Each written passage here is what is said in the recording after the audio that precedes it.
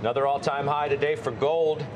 A record breakout drawing big interest in the ETF market, as you might expect. Dom Chu is following that in today's ETF Edge. Domino. All right, so Scott, alternative assets becoming a lot more popular in recent years, but now that the Fed has more or less laid out a rate path, how are all of these alts and the ETFs that track them changing?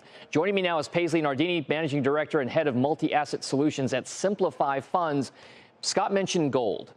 Is gold one of those alternative type assets that is, in your mind, either over or under owned at this point?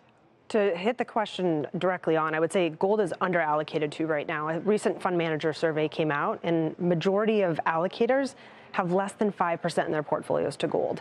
We're starting to see some of those tailwinds. Gold has obviously done tremendously well this year for a couple reasons: uncertainty in markets, and questioning around, is it becoming the new ballast in the portfolio? And so as an alternative, as we think about in relation to bonds, I think gold is starting to become a bigger part of investor portfolios. And you specialize in that alternative asset type structure and those types of investments.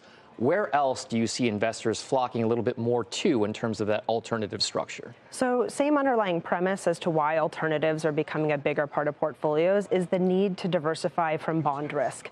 Bond volatility has actually been quite low the last few months. I think with the rate cut that we saw last week and expectations for the back half of the year, bonds could start to see volatility pick up.